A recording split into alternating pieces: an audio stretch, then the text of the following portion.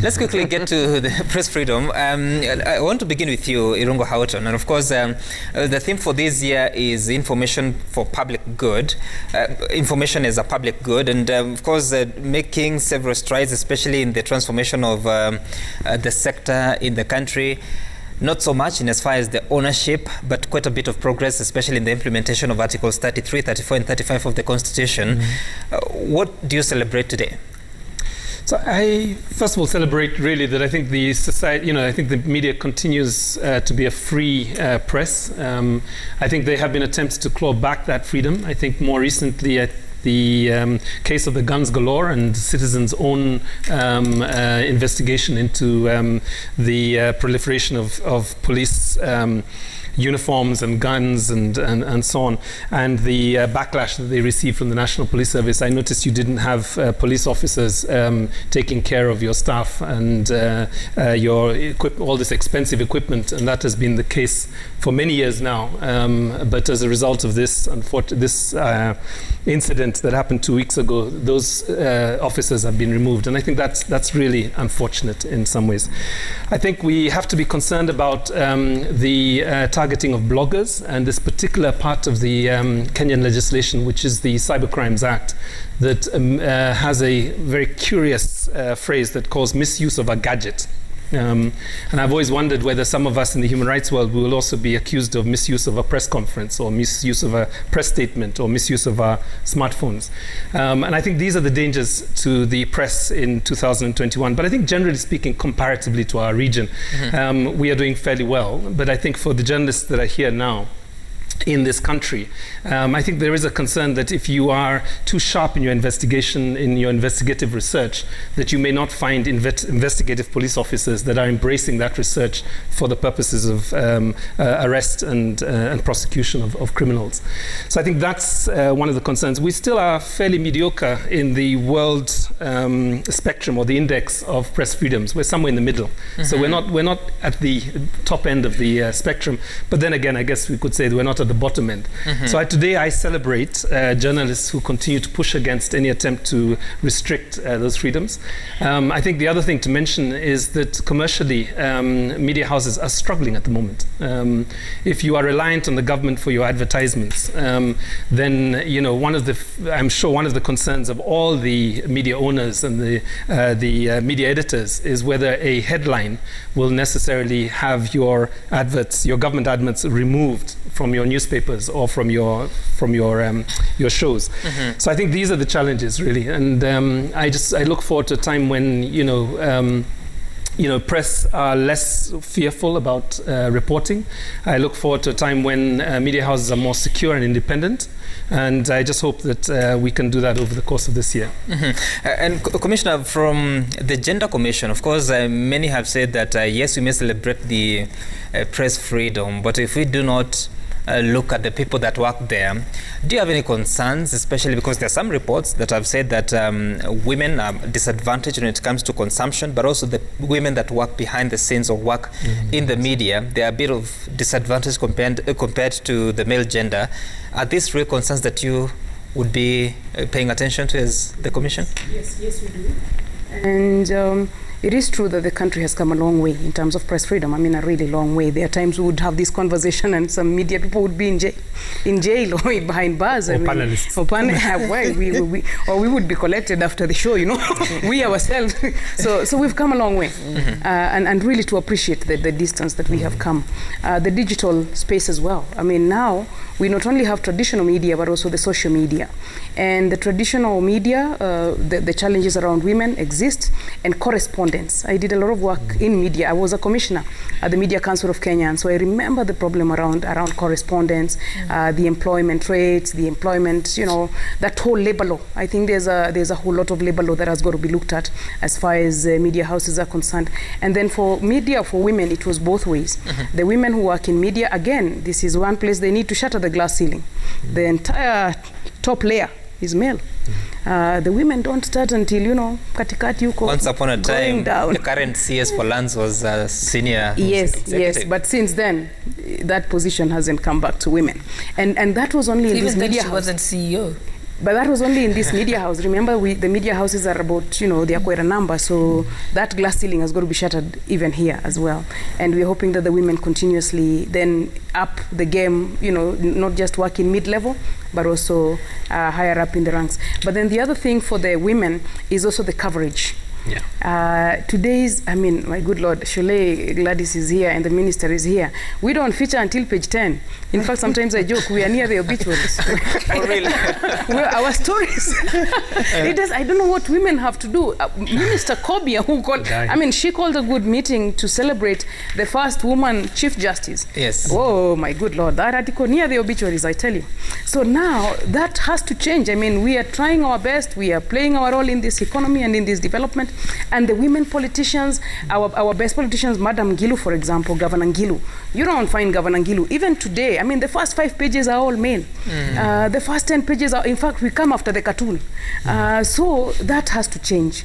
Look, now woman, not just today, the whole week, the whole month, you know. So that has to change. So that coverage of women, even when women contest, a lot of times there will be the front runner. But there's a woman on the Daily Nation, Samia Suluhu. Yes. Not a Kenyan. Not a Kenyan. She has to be a president. She has to be a president. And look at the space she's been given. Just look at how much space Suluhu has. Look at the men. Even when the woman is president, she is still squeezed in the corner. So that has to change. And we are concerned about that, about the coverage of women. And as we go to electioneering, it becomes extremely painful.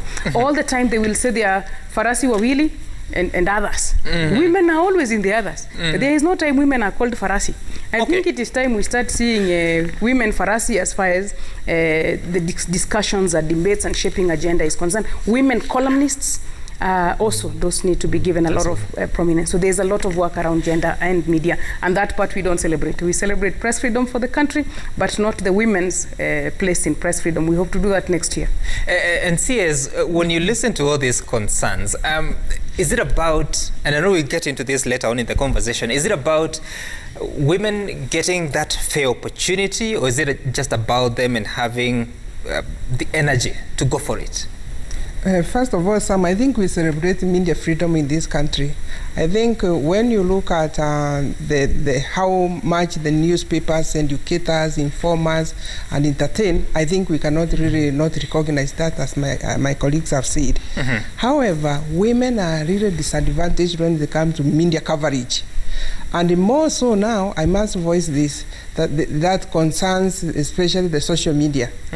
We find that women are being bullied out of the internet. I mean, we know that we are moving towards digital in terms of any business that we do, but we find social media can be a double-edged sword, where it can be used for the right purpose, but at the same time, we are finding if young girls and women are going to be driven out of the media, especially social media and the internet, then you can see they will now continue being disadvantaged because they don't want to be bullied.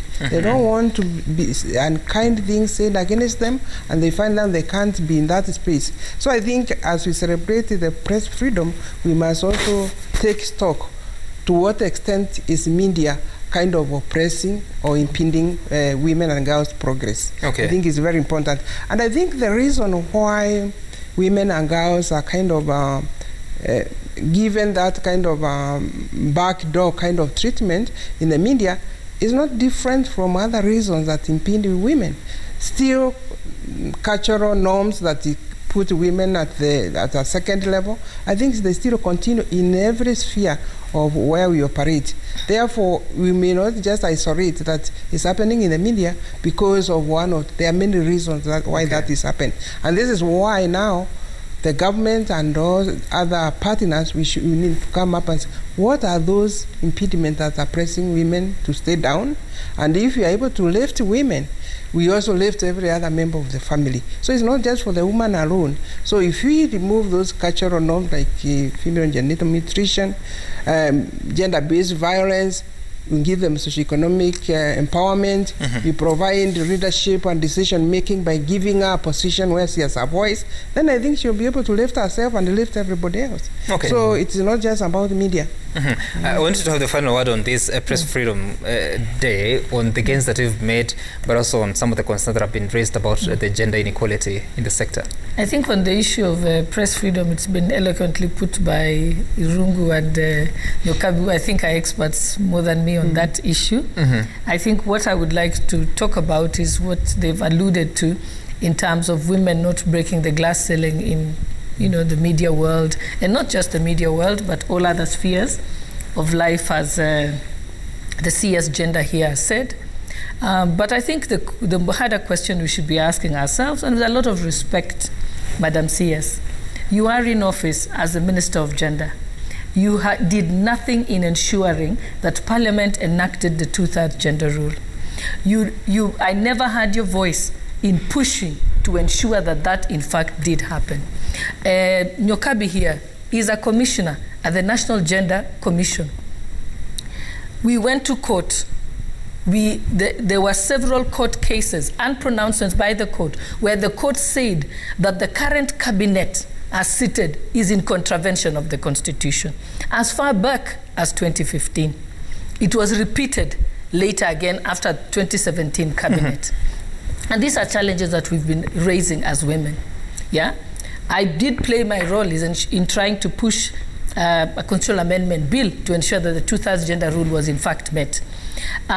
When I call for the dissolution of Parliament, because that is what the Constitution says, that if Parliament does not enact the 2/3 gender legislation, then Parliament must be dissolved. I was a lone voice. The National Gender Commission, where Nyokabi sits, did not say anything about dissolving Parliament. Instead, they supported the option.